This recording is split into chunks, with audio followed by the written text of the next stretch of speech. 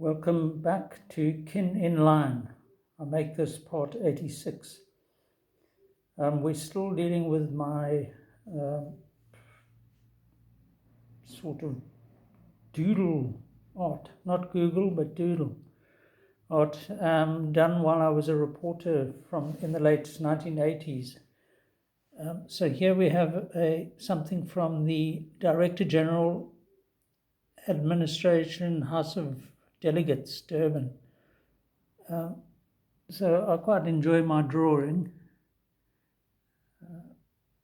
which incorporates that. But this was a statement from one of the colourful, if misguided people in the Indian community, a guy called Rashbansi, who was the leader of the discredited party that governed in the Indian House of Delegates.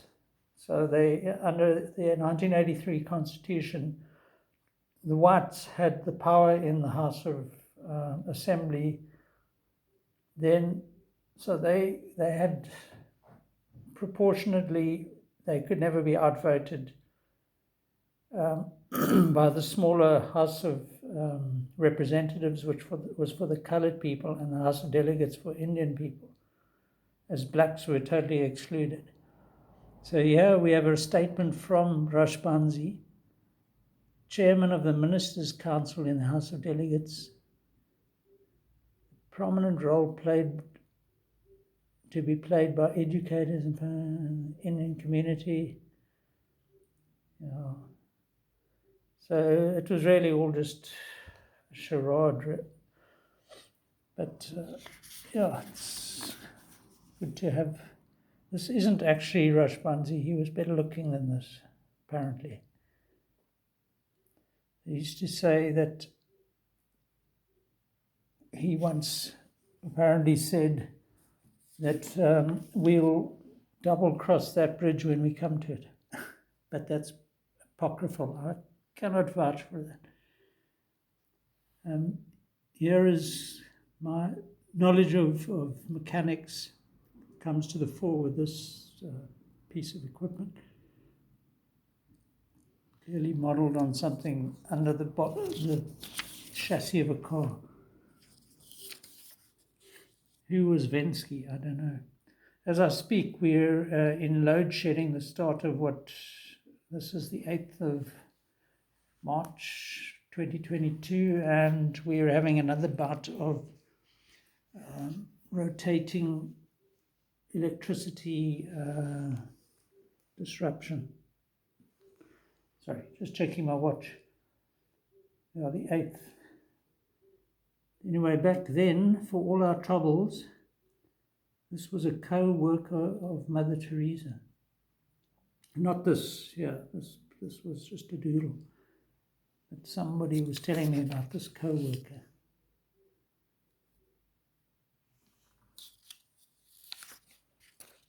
So there's no light in this house. I'm relying on natural light filtering in from the side here. So here's another statement. 1988, BMW was obviously still working well, and despite all the sanctions and everything. Mr. Anderson returned your call, apparently.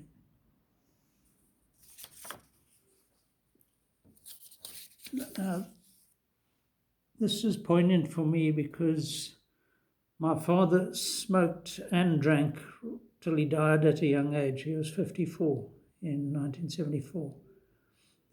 So he used to smoke these consulates, among other things, and I think he drank gin and whatever. So, but this is quite a nice drawing. These Picasso-esque faces came sort of naturally to my subconscious.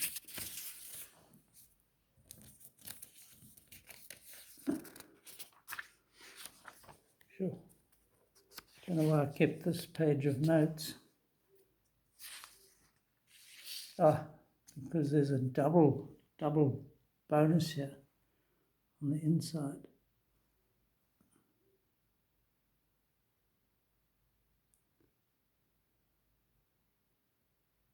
That's better, nice and sharp. So I seem to really enjoy these silhouettes of a man.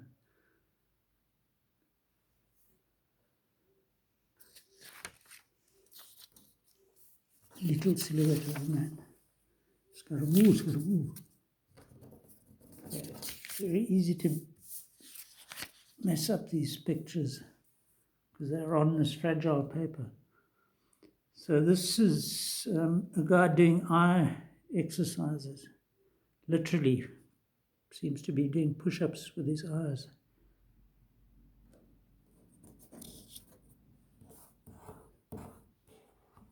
Now he's attached to this page. And here's yet another of my quirky characters.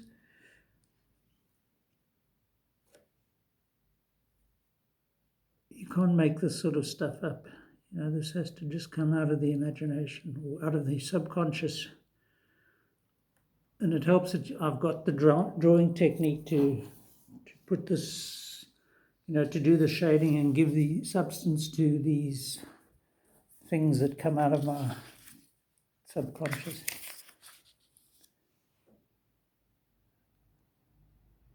I think a lot of great semi-abstract art is of this nature. Yeah.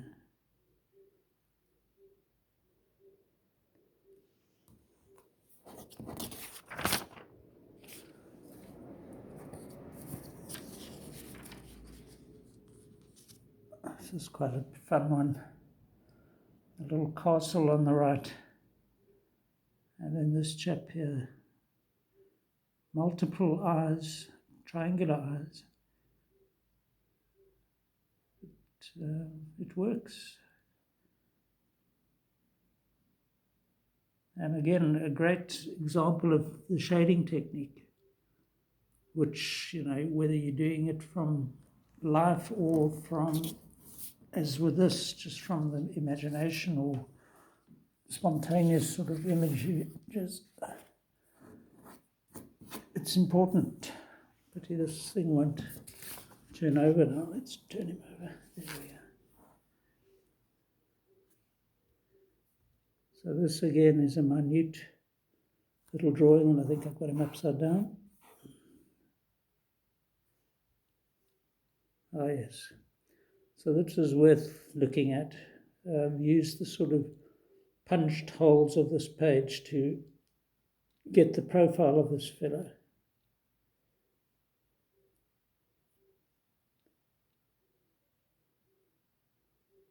Another face up at the top here.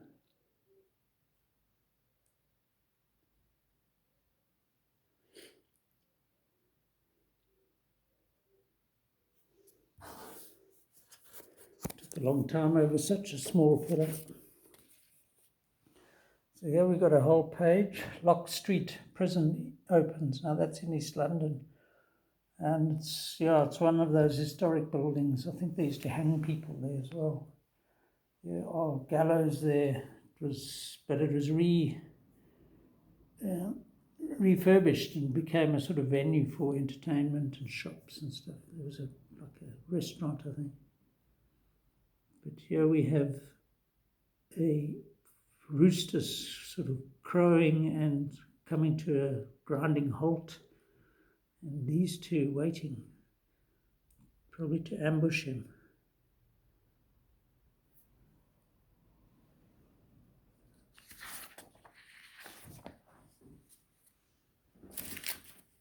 And now I've sort of gone on to the next set of drawings.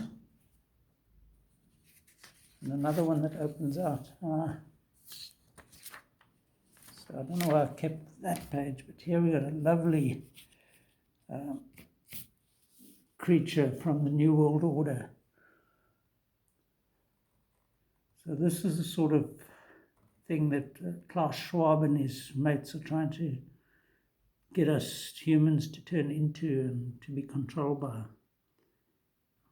as I understand it. I mean, I could be completely wrong, but I don't trust them an inch.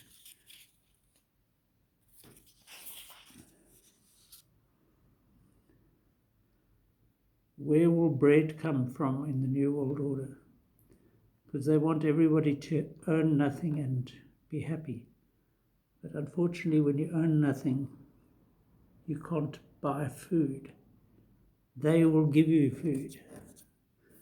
And you trust them like you would trust your person who's your jailer or slave owner. And you'll be stuck like this bugger in a corner here, trapped without a mouth, without a voice, just two vacant eyes and a body to work for them.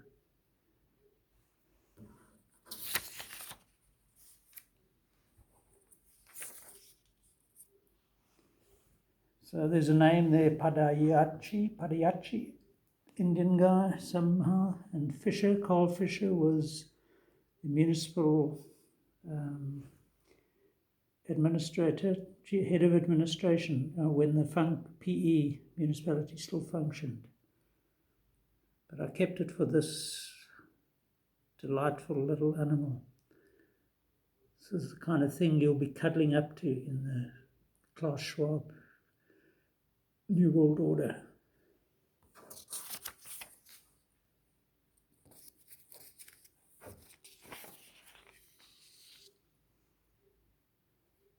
There's another delightful creature.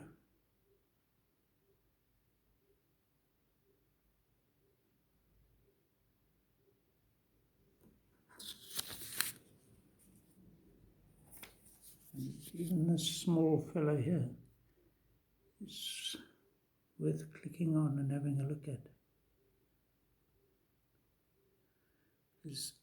The name Cirlie, Cirlie, has been incorporated into the head of this creature. So this is now a Cirlie. These will be strutting around in the World Economic Forum, sort of doling out cash to the globalists. And this will be us, subservient, handout, begging for handouts. And, it'll be in their gift, whether they give it to us or not. Anyway, I think I'll have to call it for now. Till next time. Cheers.